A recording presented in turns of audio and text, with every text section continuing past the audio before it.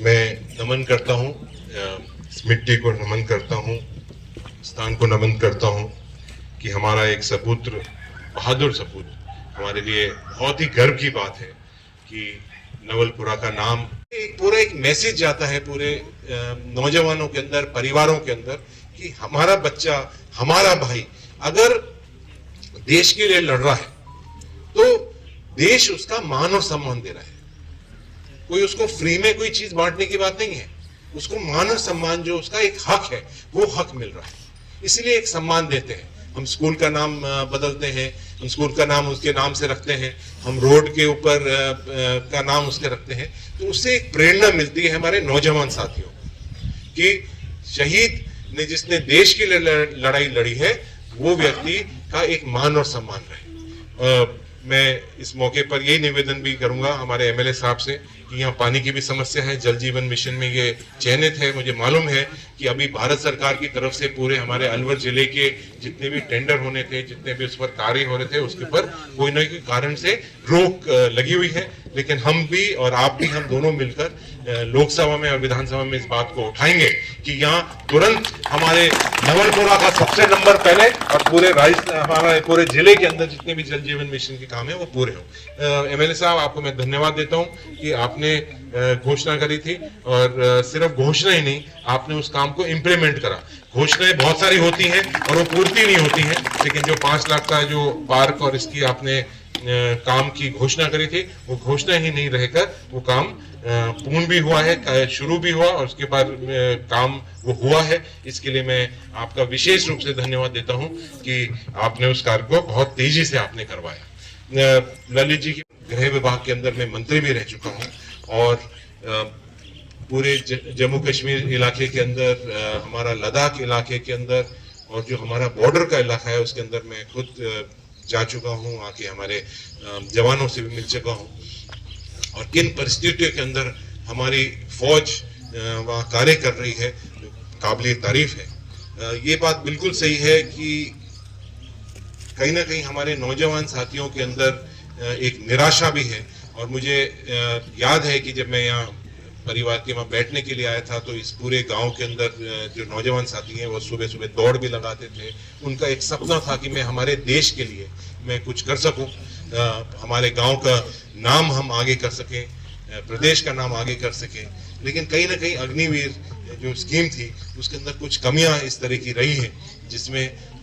बहुत जल्दी ही ट्रेनिंग के बाद उनको भेज दिया जाता है और फिर आगे सिक्योरिटी उस परिवार को आगे ये नहीं मालूम रहता है कि जब वो बच्चा 4 साल 5 साल बाद वापस आ जाएगा तो वो क्या काम करेगा। वो अपनी जवानी, अपना 18 साल का बच्चा एक देश के लिए सेवा करता है तो उसकी कम से कम जो उसका जीवन है, उसकी जो जिम्मेदारी है वो सरकारों को लेनी पड़ती है और वो देश के लिए जब अपना जान दे रहा है, अपना खून देने के लिए तैयार हो रहा है, अपना सर कटाने के लिए तैयार होता है, तो जब वो वापस आएगा तो उसका परिवार का ध्यान कौन रखेगा। तो ये एक कहीं ना कहीं इसके अंदर कमी थी। पूर्व के अंदर हम आप देखते थे कि हर दूसरे महीने हमारे यही स्टेडियम आपका जो है फुलबाग के सामने वहाँ भर्तियां होती रहती थी और वो भर्ती भी खास तौर से क्योंकि हमारे वीर है, कहीं ना कहीं दूसरे प्रदेशों के अंदर भी भर्तियां कम होती थी तो वो कहीं हम भर्तियां लेकर और राजस्थान ले आते थे, अलवर ले आते थे। हर दूसरे महीने साल के अंदर 6 भर्तियां तो 100% होती ही थी। लेकिन अग्निवीर आने के बाद ये कुछ कमियां हैं, उससे देश की रक्षा और सुरक्षा के ऊपर बहुत बड़ा एक नुकसान होगा क्योंकि आज जो वैकेंसी है आर्मी के अंदर, पैरा मिलिट्री के अंदर, वो लगभग 5 लाख से ज्यादा कमियां उसके अंदर हैं। जो सैंक्शन पोस्ट है उससे 5 लाख से कम लोगों को मतलब वहाँ भर्तियां नहीं हो पा रही। उनके सारी चीजें देख करके जाने का काम हो गया।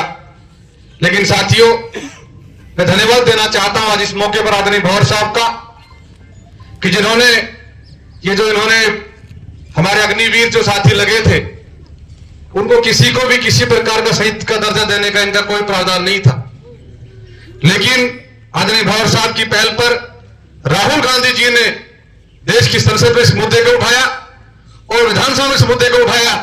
और उसके बाद से जो अग्निवीर हमारे साथी जो लगे हैं उनके बारे में विचार करने की जरूरत पड़ी और इनको सारा पैकेज देने का काम हुआ। इसलिए मैं आपको विशेष धन्यवाद करना चाहता हूं आदरणीय भंवर साहब। साथियों, ये सैनिक नहीं होते तो हम सब लोग सुरक्षित नहीं बैठ सकते।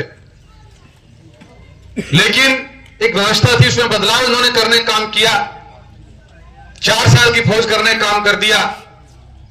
रक्षा मंत्री आदरणीय भंवर साहब थे,